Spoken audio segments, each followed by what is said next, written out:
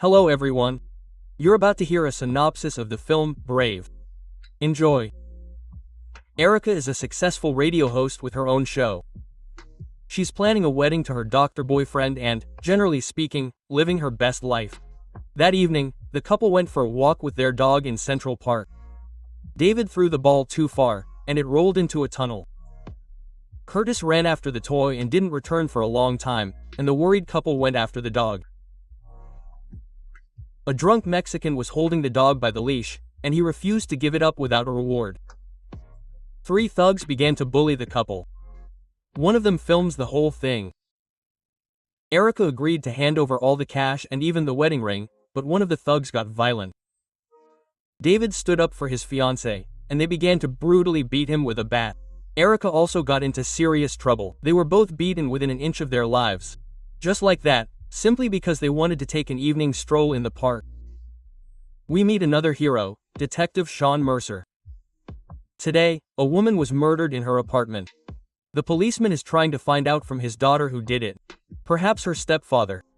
The suspected killer just burst in and interrupted the conversation. In the next room lies a mutilated Erica. She had been in a coma for 3 whole weeks. By that time, David had already been buried. I want to see him again. He's gone. Erica looked at photographs of the criminals, but didn't recognize anyone. In fact, the woman doesn't believe the police will be able to find her fiancé's killers. Erica returned to the empty apartment. All she could do was remember how good she and David had been. Erica wanted to go outside, but suddenly panicked. She couldn't even touch the doorknob and went back into the apartment. Her next attempt was successful. However, Erica is frightened by any sounds. Rustling sounds, the footsteps of strangers. Everything about her triggers anxiety. The first thing the woman did was go to the police station to find out how her case was progressing. Erica was asked to sit aside and wait for an officer to approach her. Several hours passed, but no one came. Then Erica headed straight to the gun store. Unfortunately, no one would sell her a gun without a license. Fill out the form, and we'll call you in 30 days. I won't survive 30 days. Some Asian man followed Erica and offered to sell her a gun right then and there for $1,000. The dealer pulled out a Carca 9 and showed her how to use it. Along with the gun, he handed the customer a box of ammunition. With the gun, Erica felt more confident and decided to go to work. Detective Mercer is certain that the woman was killed by her husband. She had just agreed to testify against him and suddenly allegedly blew her brains out. The criminal simply eliminated the witness. Mercer has been trying to put Mara behind bars for 3 years. Their only hope is their daughter, but the scoundrel is planning to take custody of her. One day, Erica was shopping in a store and saw a thug shoot his wife with a pistol. Erica hid behind the shelves, but just then the phone rang. The killer decided to get rid of a witness and began prowling the aisles. However, the woman attacked first and shot the criminal 3 times. He died on the spot. Erica hurried out of the store before the police arrived. She took the recording with her. Mercer arrived at the crime scene. Both victims were killed with different guns. The cashier's situation was clear. Her husband killed her. But who killed him? 3 shell casings were found near the body, but only 1 hit. Apparently, the killer had never shot before. Erica had no idea she was capable of such a thing. After her fiancé's death, she became completely different. Her boss won't let Erica go on air. Who knows what she'll tell the viewers? I have to keep living. I don't want to just disappear. It seemed her boss was right. Erica was stunned and silent for a full minute, but then pulled herself together. New York is the safest city in the world. But how terrible it is to be afraid of what she once loved. The broadcast turned out to be extremely gloomy. Erica talked about fear and death. She had changed and would never be the same again. In the subway car, 2 thugs started harassing passengers. They took a white guy's iPod and humiliated a black man right in front of his son. Everyone hurried to leave the car. Only Erica remained. Apparently, she's crazy if she's not afraid of them. Well, she asked for it. The thug started threatening Erica with a knife. The woman didn't say a word and simply shot the scumbags. She waited until the train stopped and hurried outside. Why did she kill again? Why didn't she just show the gun? It's so easy for her. Erica popped into the nightclub restroom and washed the blood off herself. Detectives again found 9mm shell casings, like in the previous case. Forensic experts will need to compare them. Moreover, the victims were again hardened criminals. Only this time, all the bullets hit their target. A crowd of journalists gathered at the subway. Rika was also nearby and caught Mercer's attention. The detective thinks he's seen her somewhere before. Later, Mercer recalled that the radio host had been brutally beaten several months ago. Her boss praised Erica for her last broadcast. It turns out that the topic of pain and suffering is relevant to many listeners. Mercer was waiting for Erica after work. He was glad that she was able to return to normal life after that incident. And he's also the one currently handling her case. Erica decided to interview Mercer and, at the same time, find out what he knew about the recent murders. The news was just showing a story about a businessman Mercer was trying to put away. He trafficked drugs, weapons, people, anything criminal.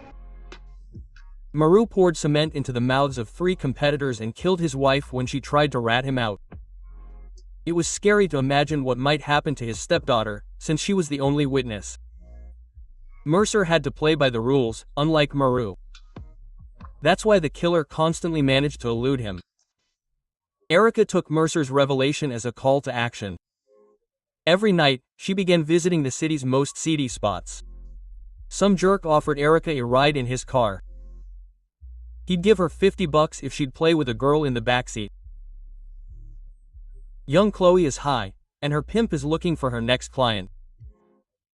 Erica pulled a gun on and ordered him to open the door.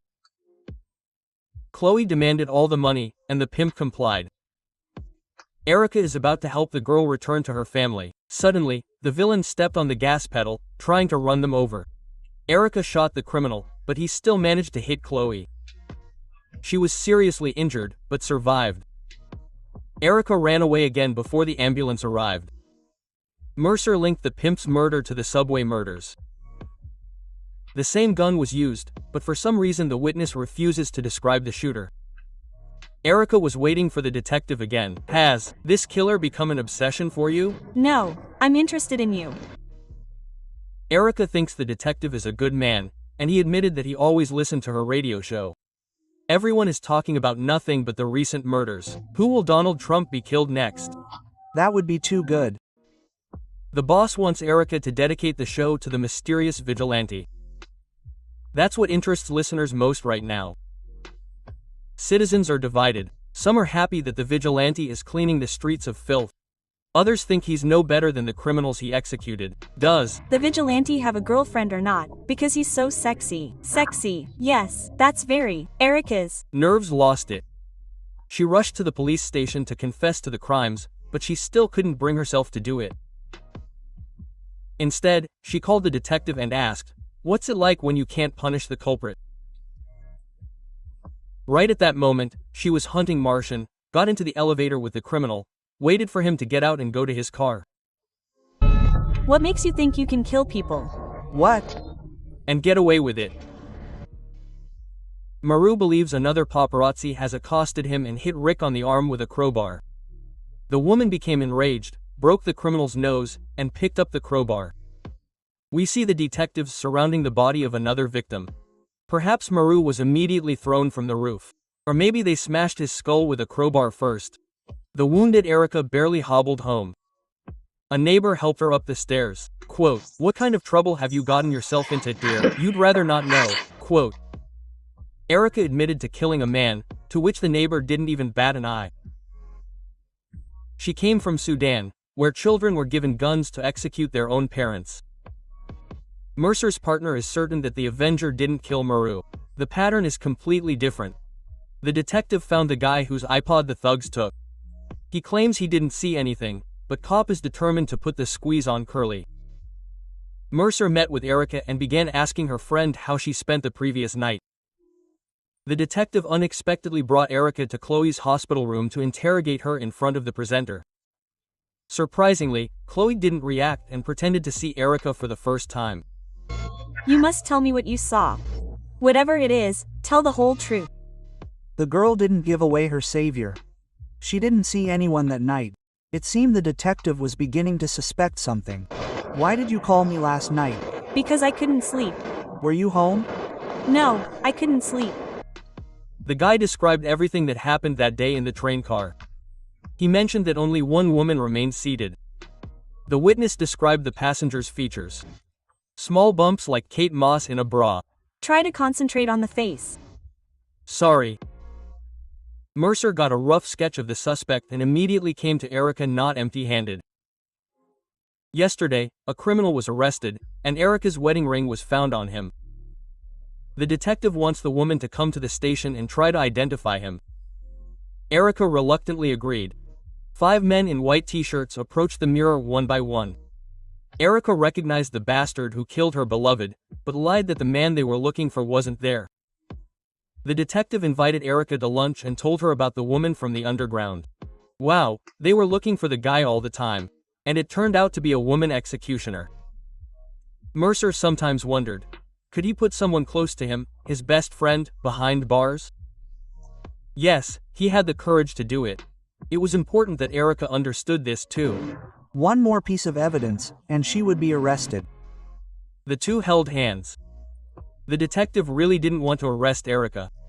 Mercer asked a friend, a specialist, to trace one call and dictated Erica's number.